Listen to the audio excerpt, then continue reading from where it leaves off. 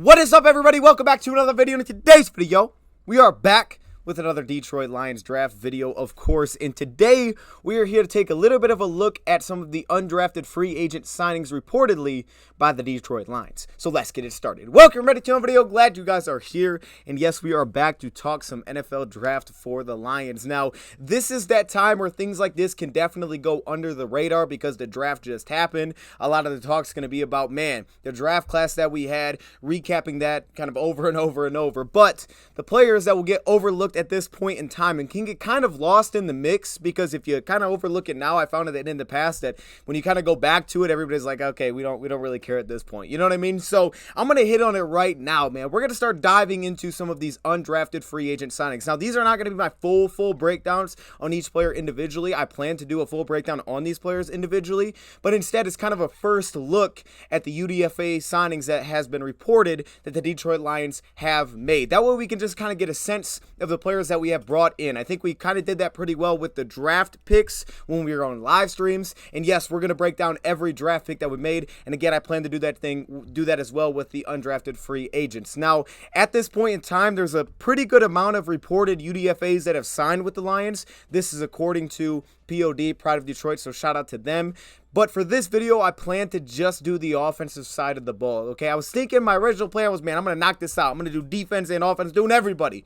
But then I realized, like, oh, there's actually a pretty good amount of players that have reportedly signed. There's also a tryout in there, so I'm going through it. I'm like, first off, this video is going to be way too long if I do that. And number two, it takes a lot of time to even just get a first look on these guys. You know, watch a few of their games, take some notes, get a sense of the type of player that we brought in. There could always be players that are added to this, okay? So this is kind of an ongoing thing, but right now it looks like it's pretty stable. And then part two, we'll dive into the defensive side of the ball and the players that reportedly signed with the Lions there. So we're going to keep this at part one. Now, before we get into this, I just have a couple quick little thoughts that I wanted to throw out there. You know, they've been kind of in my mind, thinking more and more about this draft class. I saw a rumor today, and I don't know if this is true or not. I guess reportedly this somehow came from the Free Press, Dave Burkett.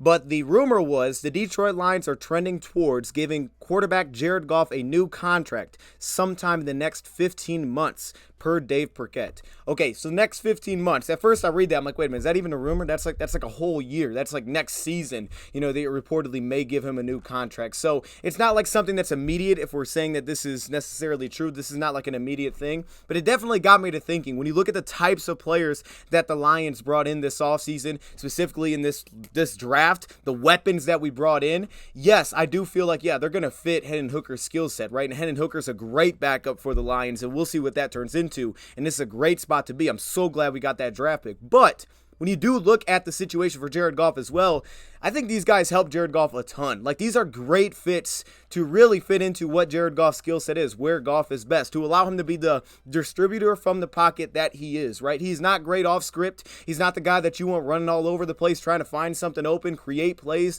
You want him in the pocket, decisive, 1, 2, 3, get the ball out, get it in someone's hands to go make the play, right? He's not the playmaking quarterback. He's the distributor, right? That's what he is, right? He's the quarterback, right? That's what he is of this offense. He's the point guard of this offense. And I think when you really start to look at some of these draft picks, and even after diving into a lot of these UDFA signings, I'm like, man, this is really good for Jared Goff. And look at the pieces that the Lions brought in and definitely say, man, like, okay, the Lions like Jared Goff. We know this, but these are really good fits for him. And this could absolutely be long-term. Plus, you know, maybe it's after a season that they do look for a new contract for him if we have a successful season. And, you know, maybe if you can get it done a little bit earlier, maybe you get somewhat of a friendly deal where it works out pretty well. Maybe something like that's possible. But I think just, again, when you look at the weapons in the draft, the Jahmyr Gibbs, how great that is for Jared, right? The ability to catch and run, post catch, the dynamic athlete that he is.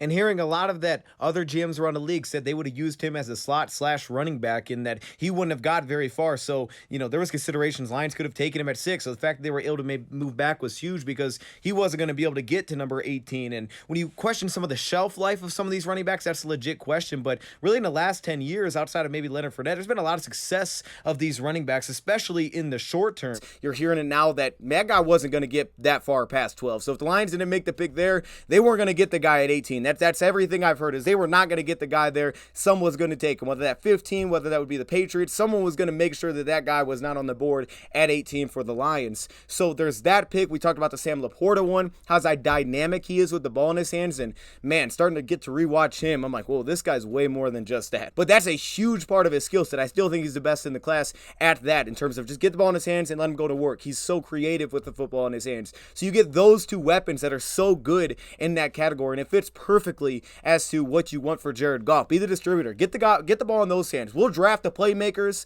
You distribute. We'll protect you on the offensive line, and that's how this offense is going to roll. So it makes a lot of sense with those draft picks. The more and more I think about it, I just love this draft class. I mean, I really just absolutely love the draft that the Lions had. I can't say that enough. But with all that being said, and that rumor being thrown out there, again, I don't know if it's true or not, but the point is we're here to talk some UDFAs. So yes, we're going to dive into these offensive UDFAs. I'm going to give some quick thoughts on each of these players that the Lions have reportedly signed as undrafted free agents. We'll revisit tryouts as well, and then the next part will be defensive players. And again, more players could be added to this.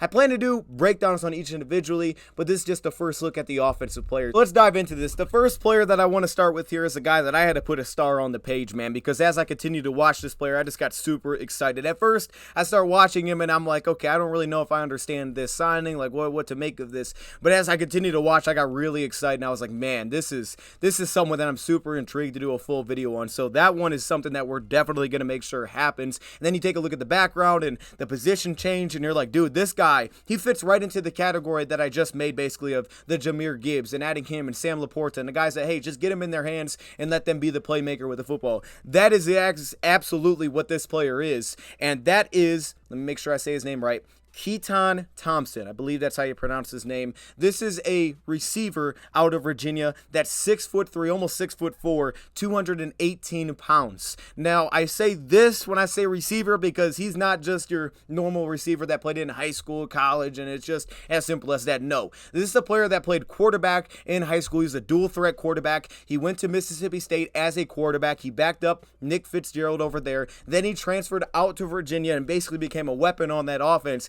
And this past year, it was about, hey, we're going to make you a receiver. The focus was receiver, attention to detail, the small things, really just developing all the little parts of playing the receiver position. But when you watch him play, you can't help but just get super excited about what I just said. Just the type of guy who just put in his hands, you just let him go to work. I mean, it was like the second game I was watching of him, and I was like, this guy has to have a running back background. Like, he has to. The way that he makes plays with the ball in his hands is not normal as a receiver. That's when I dove into his background. I was like, oh, okay, this makes sense. A dual threat quarterback, he looks like that. Like, he's just so creative with the football in his hands. Now, what's also so exciting about this player is as you continue to watch him, just through the season, just through last season, you see growth. You're like, oh, this player's just getting better. He's literally getting better. He looks like a different player from week to week. It's like he's actually getting better. He lit up Louisville, 9 receptions, almost 100 yards in that game. Every week, he just looked better and better, and you were getting so excited about watching him. First off, when it comes to yards after catch, that's the area where I get most excited. I don't even know what the Lions are going to look to do with him. He almost looks like a tight end. Like, I get vibes of like he's a flex tight end maybe. You can possibly bulk him up a little bit more because he's a competitor when he's asked to inline block, though he didn't do it very much. He lines up there sometimes. A lot of times he lines up in the slot as a receiver. They'll give him the ball on jet sweeps. Like, they get the ball in his hands a lot of different ways, screens. But then you saw the development as a receiver. The thing I kept coming back to was when the ball was in his hands. Creativity, power, flexibility. Like some of the saves that he had, the recovery that he had to stay on his feet was like, wow, that's pretty incredible. When you look at the testing scores, the guy ran a 4.66 40. I believe this was at his pro day. You saw he tested in with huge hands, 10 1/4 inch hands. He's got mitts on him. Like, you can just see it without even looking at those, numbers, because I had to go back and figure out, I'm like, wait, how big are his hands? Because he looks like he's got some mitts, man. He's got long arms, over 33 inches, 34.5-inch vertical. So this is a really good athlete. But when the ball is in his hands, that's when things get really exciting. And you can understand why Virginia was like, dude, just find a way to give him the football, because there's so much that he can do with it. There's toughness. He understands where the first down is. You just get him the ball in any situation. And I get the sense that this is not a player that's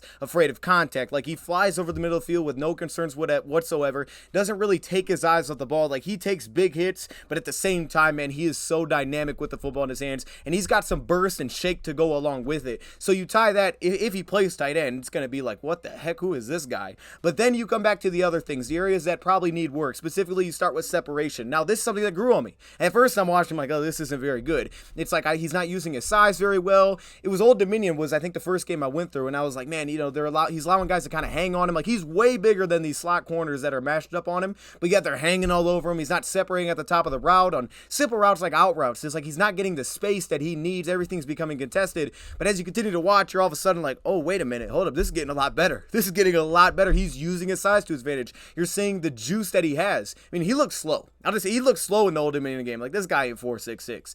But then as you continue to watch, you start to see the juice, the pacing of his routes, the comfortability, the confidence, the way that he was running his routes. You start to really see everything start to come together, right? The pacing that he's using, the way that he's kind of being the aggressor at the top of route. I mean, there was a game he's just running over people. I was like, okay, that's not great, but I mean, he's using his size. Like, he's like, I'm bigger than you. That's going to be a problem for you. The first time I saw him, I didn't see that. I thought it was the opposite. Like, he's not using his size at all. So while that's still a work in progress for sure, he has the upside to definitely separate from defensive backs, which, if it becomes some sort of version of a tight end, is going to be something that not a lot of tight ends have. It's something that Sam Laporta has. You saw it against Illinois. It stands out matching up against Sidney Brown all the time. But this is a guy that easily has that ability. The upside is there because the skill set's there. And then you go to the hand side of it, and you see the body control. You see the flexibility. You see some wild acrobatic attempts on catches that he's making. Now, some of it, I think the technique needs work here. It got better. He's better in contested situations, but I think the technique needs work just in general. Sometimes looks very awkward when he's trying to flip his head around and catch the football, catch over his shoulder. He's doing way too much. I mean, you get some technique issues and you get some ugly drops on there,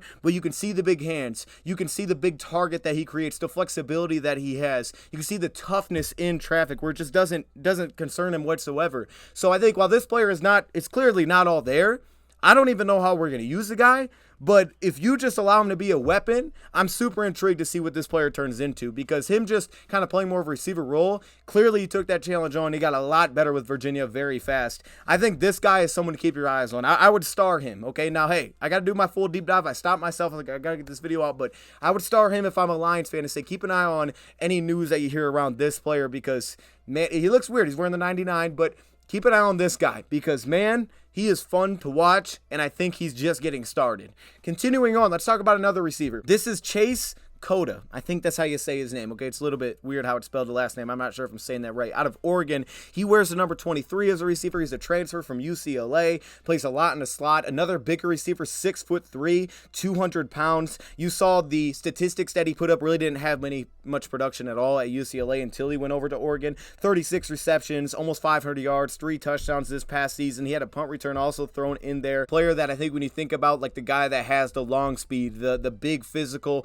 body type, I think in some ways he almost reminded me a little bit of Mingo because of how much he played in the slot, but also the size, the long speed, the route strength that's naturally kind of there. He has a lot of route strength, doesn't get bumped off routes very easily. You see how quickly he's able to get into his strides and really threaten over the top. Like, that can be an issue. And he also does a really nice job of setting up that second gear, right? It's not always straight out of the gate. If they're off coverage and he needs to, he can really get into it. And it's because he strides so wide, he covers ground almost instantly from the slot. So if he needs to get to a certain spot, like point A to point B as fast as he can, he's going to get there in a hurry. But then also he does a pretty good job of changing up speeds when he wants to threaten over the top, giving the cornerback a little bit of a different look. I think he's a little bit tighter as a route runner. I think you see it at the top of the routes. I wonder about his ability to specifically like uncovers underneath, some of the agility that he may have, the foot quickness laterally, just the ability to consistently separate. I think the reason that he played so much slot, I think with Oregon, is because of that. He didn't have a lot of production, so I assume there wasn't a ton of playing time back there with UCLA. So that's probably something that's a work in progress. The route tree wasn't extremely deep either, right? There wasn't a lot of breaks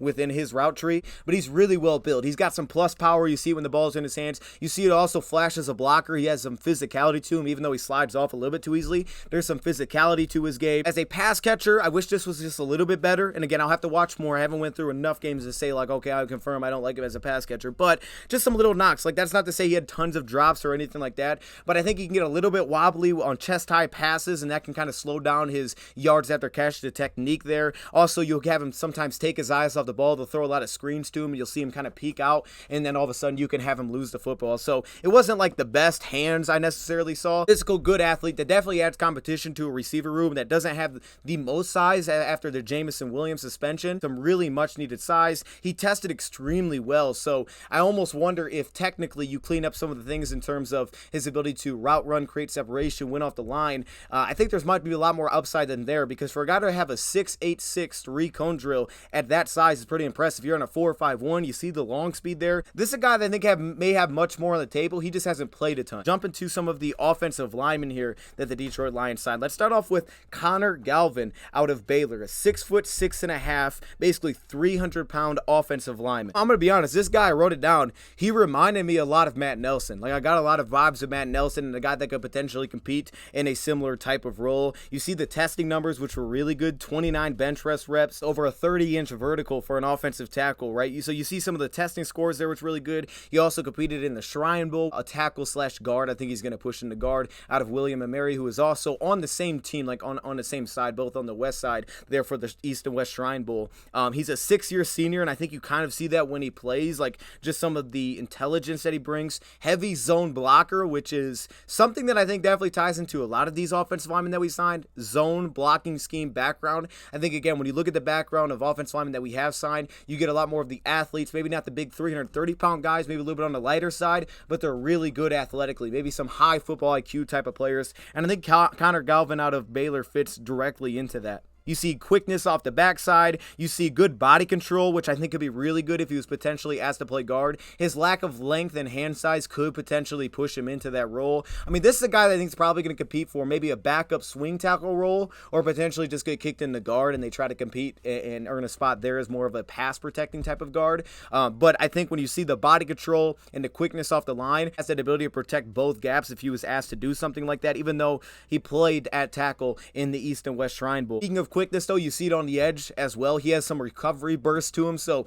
there's a lot of examples where if he's patient, to not give up the inside rush lane, if guys try to attack him around the edge, you see that recovery burst, you see the finishing ability, a force man outside of the pocket. Really, the area that I thought he excelled was in the run game, specifically when you talk about some of the entry angles. So again, for a lot of zone blocking, the entry angles that he was able to take put him in a really good spot. Sometimes the cut-off blocks, position himself really well for what the play design was asking. I thought that was an area where he excelled. He also plays with a lot of balance, and you see that in the run blocks as well. Like, he's very in control, getting into his run block set, but also playing with really good, and I think it tied together, entry angles as a run blocker as well. You see patient hands and pass protection, so he's not a guy that just lunges when he gives up the inside lane. Like, he will use his feet, and he has some of that redirect ability, but it's not all perfectly there at this point in time. Length does show up as an issue as an offensive tackle. I think you see it in both run blocking and pass protecting. First off, you see it as run blocking. Sometimes he struggles to set an edge, specifically if he's on the front side of the play, but you also see it in pass protection as well. Some of that length show up, and he's a little bit more of a catcher. He's patient with his hands. He allows the offensive lineman to kind of make his move, so you don't get a lot of necessarily quick losses in that sense. But right now, he's a little bit more of a catcher than he is being more of the attacking side, but too skinny, and he'll allow inside rush lanes. That was one of my biggest issues as a pass protector, whether that's oversetting early in the rep or just as the rep kind of goes on, with that drag hand, he'll get a little skinny. You'll get some inside counter rush moves, and that's where they can beat him. And some of that made me think, like, man, could guard be into play here? Because it felt like as the rep went on, the deeper he got into his sets, some of the issues started to pop up, I think, a little bit more there. Now, the issue with that is it will come down to a question of anchor strength and core strength, and I don't know if that's necessarily something that he's great at either right now.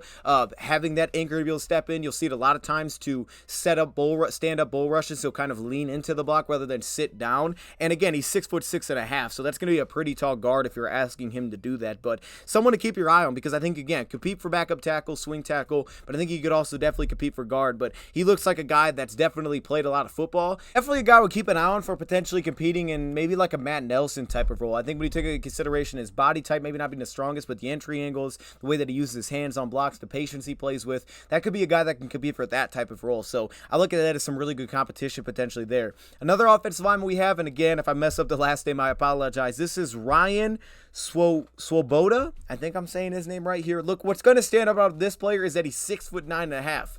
6'9.5". I saw that. I was like, Did I read that right? He's 6'9.5", 300 and I believe 9 pounds from UCF. He's a transfer from Virginia that played in a very heavy RPO style of offense, and you see it, he's actually a right tackle, not left tackle, he's a right tackle for them. And one thing that you definitely love, and I know that was really highly praised from a lot of fans, was the reliability and durability of this player over his career. He's a fifth-year senior. He started 14 games in 2022, but that's kind of what he's been known for. He's a guy that just plays a lot of snaps. He is on the field a lot of times, just reliability and durability with this player. But I'll give him credit. Like, he doesn't look necessarily 6'9" a lot of times when you watch him play. Like, he doesn't look huge. He plays with a pretty good pad level, really controls himself really well there. And when you look at the testing scores, the arm length plays out, over 34-inch arms, a little bit of smaller hands, I would say, for that size, 30 bench press reps, which was pretty stunning, 7.643 cone, which was really impressive to see that score, 29-inch vert. Like, the athletes at offensive linemen that we have signed are real. A guy that's 6'9"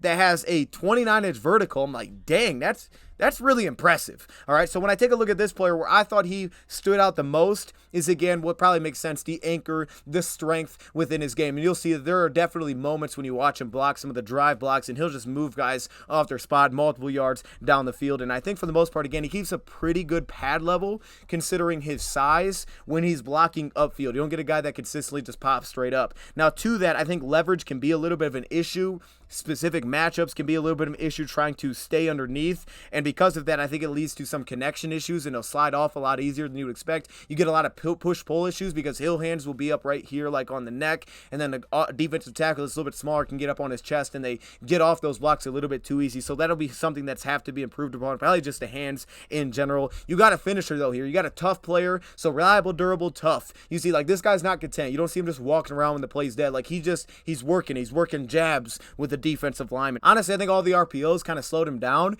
because there was more occasions where I would like to see him just kind of be able to drive and just see the kind of movement that he could consistently create, but that was there, and it showed up on like short yardage situations for sure, the movement that he was able to create. I also thought he played with pretty good control, and again, I think it's sufficient in that sense because, again, I think he plays with a pretty good pad level. You don't see this guy playing out of himself. Like, he's really under control as a movement piece. He's extremely patient when you watch him in pass protection and also working towards the second level. In pass sets, you see the patience and the depth that he gets. He's not going to get beat on a lot of inside pass rush moves, specifically early, because he plays with so much patience, some of that scheme, but he doesn't overset necessarily when he's trying to get depth. Keeps a pretty wide base because of this, and then you also see him just working inside hands. Now, probably the lowest grade is maybe some of the reactive athlete that he is. I think he's on the ground too often for one, even though I said, he does a pretty good job staying balanced. I think he's on the ground a little bit too often, but I think some of that's also just natural because he's 6'9", so a lot of things that get on his ankles and he falls down. Dude, like, again, is he can get off the line. There's a sufficient jump when you watch him off the line of scrimmage. It definitely will work in the NFL. He struggles to redirect a little bit. I think that shows up definitely at the second level for sure when you're trying to,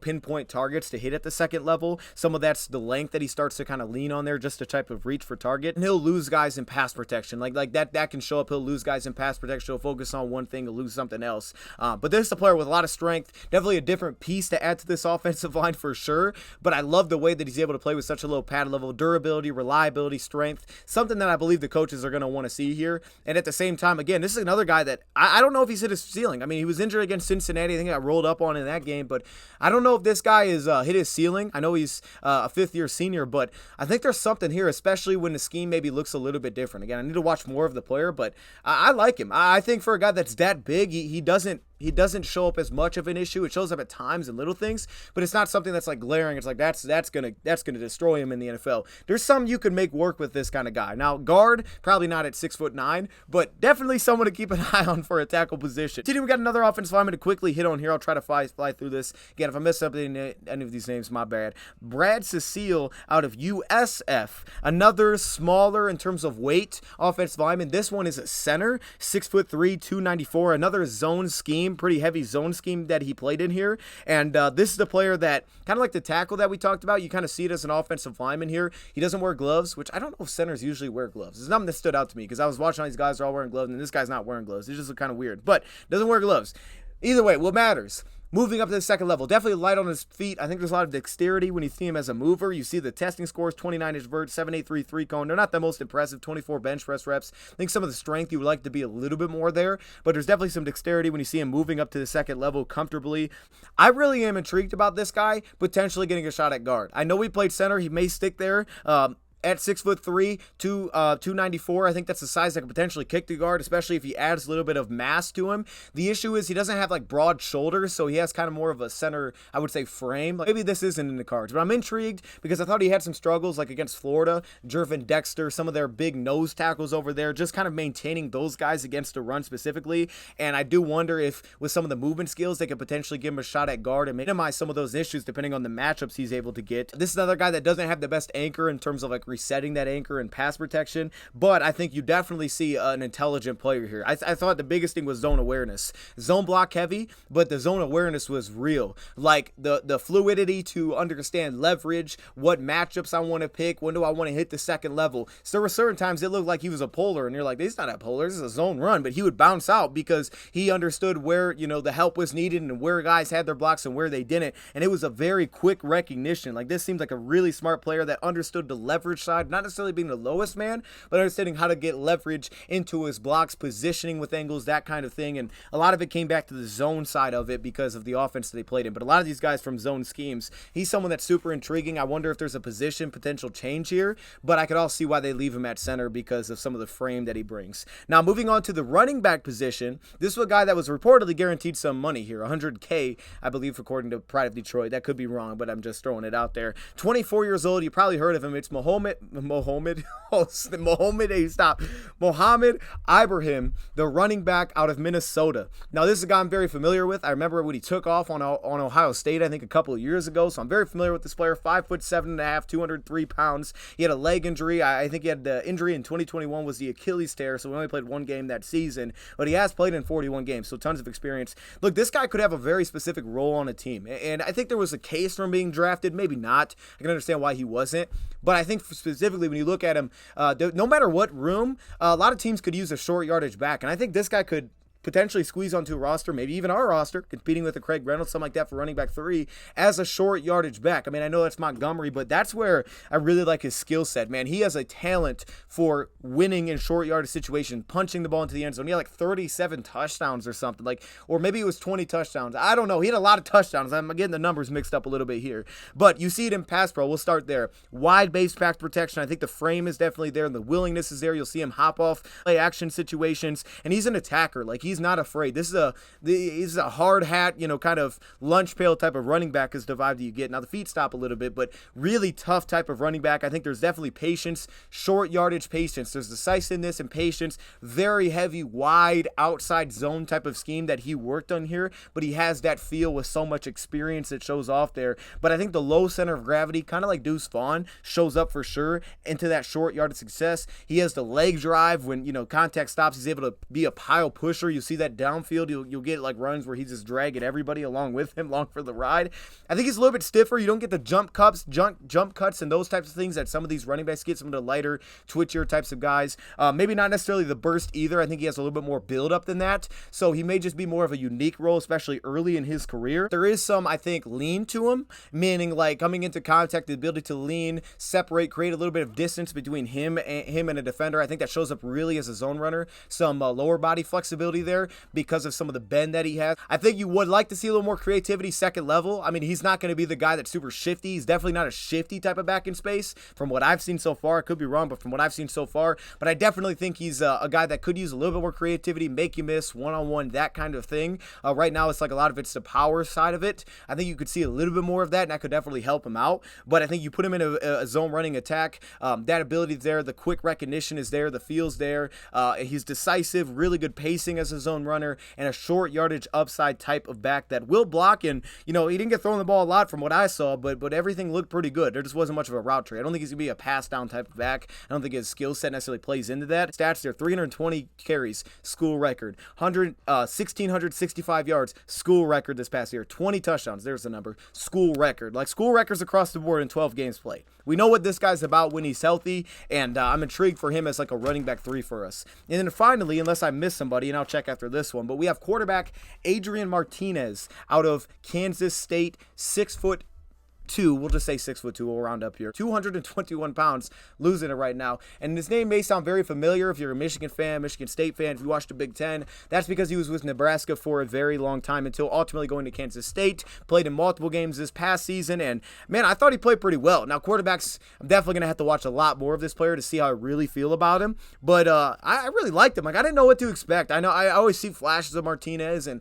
always thought of him as like, man, he's just this running quarterback, that kind of thing. Definitely a dual threat upside here when you watch him. Like, that's a big part of it. Certain games on third down, there were some designed runs they would just throw him into there. Something that's probably based on matchup. So that's a part of his game. But I think you saw with Kansas State, man, like there's a little bit more to that if that's how you view him. You saw, statistically speaking, 6 touchdowns, only 1 interception, 64% completion percentage, 1,200 yards passing. Where I thought that he was at his best was decision making. Now, maybe some of that's just from so many starts, and while that always comes up with drafting quarterbacks, maybe that's what it is. He's played a lot of games, 47 career starts, but the decision making is where I thought he was good, and that's an area that definitely could translate to potentially competing if you're trying to be like that third, quarterback or whatever that would be for the Lions, maybe more of a practice squad type of piece. But a lot of progression style offense for Kansas State. You saw this past year, and he was very quick through progressions. Like, he wasn't the type of guy that would get locked onto one thing. He's like, I don't want to get off it. He would fly through his progressions. He had a sense of attacking linebackers, ability to anticipate, throw it past linebackers, in zone coverage, hit those zone coverage holes. I think you'd be impressed with the decision making that he had working through progressions. I think he does a really good job tying that to the footwork, the way that he kind of flies through progressions with his base staying under him. I think that looks really good, so you get a lot of balance in that sense. Again, he was matchup aware, and I don't know if this was like, everything, a lot of things seem to come from the sideline, but you did get examples where, like, if he saw a matchup and something changed offensively and he could clearly pick out, like, okay, that guy's on this guy now, and all of a sudden it was a breakdown offensively. He was pretty quick to recognize that. There was one against Texas, for example. I think he recognized it was man. The matchup switched with emotion. He had someone else on him, he thought, and then he looked that way and no one covered him, so he saw that, hey, that guy's wide open. He threw it right there, so that was an example of it. Really good poise. Now, this is more than just standing in a pocket and delivering. This is poise under pressure. Like, this is a calmness. This is a calmness outside of the pocket. And again, probably from a lot of starts, but there's a calmness about him when things break down while also standing in the pocket. He's poised. He'll stand there, take a hit, deliver. A lot of things kind of back foot, but he'll put it up there. But I think also the poise outside of the pocket is very crucial here. Like playmaking, it's fourth down. It's a big down. We got to have it. The poise, the calmness, everything seems to slow down for him. Now, he's a great athlete across the board. Like, you can see that when you look at his testing scores, 4.55 40, 36-inch vert. The guy's a great athlete across the board. And you see that elusiveness in the pocket and the ability to take off and run, some of the power that he has as a runner. But there is a calmness when he's in some of those tough situations, and that's one thing that I really like. Keeping the play alive without panicking and just throwing it directly to the other team was huge. I think he could be a little bit more urgent in those spots. I think sometimes that can get the best of him, where he lacks a little bit of urgency and the play slows down maybe a little bit too much, meaning like play breaks down, okay, it's not there, step in the pocket, deliver somewhere else, but then he's a little bit too slow and he's like, okay, I'm going to kind of settle in and throw this thing, and then it's stripped. I love the way that he resets his base inside the pocket, outside of the pocket, doesn't fade into pressure, but some of the urgency, especially from pressure behind. Like, there was a game they lost because of stripped. He had, like, way too many fumbles in that game. I can't remember what game that was. There's way too many fumbles in that game. But, that's kind of what you get. Legitimate poise type of quarterback here with pretty good decision-making. Now, in terms of the accuracy side, this is where I think you're going to have to get the most work out of him. Just the most attention is going to have to go to accuracy. And that's not the easiest thing to fix, clearly. But it's something that I think could definitely use some work. And I think there's things that could be fixed on here. First off, I think he falls away from a lot of passes underneath, which could clean up some of the short accuracy. I think he leans on anticipation a lot more other than velocity. Now, with that being said, I don't think he has a very big arm. I think it's probably below average in the NFL. But with that being said, really the whole process of him throwing the football is just too long. It's too elongated right now. I think it's got to speed up in the NFL, especially for this offense. It's way too much motion. It's way too much, hey, I want to drive it, so I'm going to sink down, dip, and then fire. Like, it's way too slow for recognizing it. Even on RPOs, you'll get it where the process is just way too clunky. Other times, he'll get the ball out quick. If that can speed up while also being able to keep the balance to have more velocity on his passes without having to sink and then dip and then fire, that could really help him out. Because right now, he leans on anticipation without always getting desired velocity because of kind of the motion. It's just too slow at this time. The whole process just needs to speed up, I think, as a passer. Way too many throws that where the velocity's off and maybe it's a quick slam, maybe it's a quick timing route,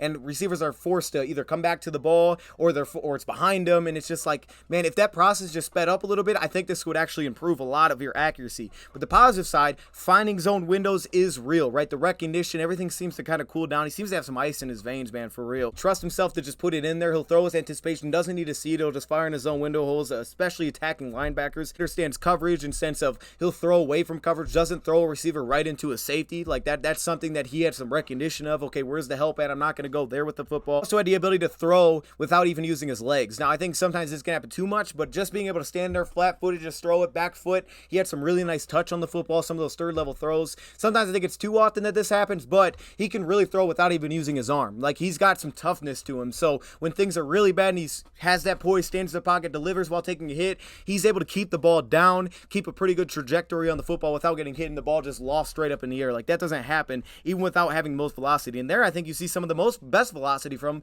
is when he's getting hit, weirdly enough. He's flexible. He throws really well on the move. From what I've seen so far, again, I got to watch a lot more because he's a quarterback, but he's very flexible on the moves. He's very comfortable outside the pocket. The accuracy really picks up, I think, when that's the case. And I heard that Anthony Richardson had the best play of any quarterback where he had the pump fake, recovery, and then found a wide open receiver in the back of the end zone on a 2-point try. But how about this one? It's very similar here. Pump fake, recovery, gets out of a sack, but then watch the throw. I think this is even better than Anthony Richardson's, which, you know, I've seen that play. But this one, look at the touch. Bam, right on the sideline. Receivers in his zone, the way that he's able to reset his base, I think is a really big part of it. And then there's poise, man. He'll throw on the run. He'll get through progressions, where I think some of the needs is just the mechanics of passing, weight shift. You know, a lot of times it's like the weight doesn't even lean over. Sometimes it just looks like throwing everything with his arm and he's getting like no power into it. So I think that's going to be picked up. Some of the, just the process, depending on the throw, needs to be picked up. Just become more consistent, look the same. Stroud, everything looks the same. This guy, not everything looks the same. I think that's going to need something that's going to have to be picked up. Just the whole process speed in general could probably pick up. But this a guy, I don't know what role he'd be competing for necessarily here, but we know Hooker's, you know, a guy that's coming off an injury. So, you know, if he hits IR to begin a season, very possible, you know, then I think this is a player that, yeah, he could compete with an Nate Sudfeld. Maybe you compete for quarterback 3, maybe it's a practice squad spot, but it's something to keep an eye on because, you know, I came in with kind of a mindset of what to expect, and I was kind of impressed with like, oh, it's not that. Like, he's not just a pure run quarterback. That's a part of his game, absolutely. It shows up a lot in big clutch moments, but there's more than that to his game, and I thought the decision-making really impressed me in that sense from what I've seen so far. Again, these aren't full breakdowns on each player, just kind of a first look at them. But with that being said, I think we hit on everybody offensively. The Lions have signed as UDFAs. I'm going to leave it right there, man. We'll come back. We'll do defense. Let me know your thoughts in the comments below, man. Which guy are you most intrigued about here? And for me, man, I like them all. I'm intrigued by all of them, especially all offensive linemen. We've had a lot of guys to compete to that group, if you noticed. A lot of guys. We drafted one. I really like him from William and Mary. Forstall, I really like him. You know, we had a couple guys here playing in the Shrine Bowl, but man, that guy out of Virginia really intrigues me, man, because that dude is just talented. He's just creative. He's talented. He's got a knack for being a playmaker. But with that being said, let me know your thoughts, comments below. Thank you for watching, and I'm out.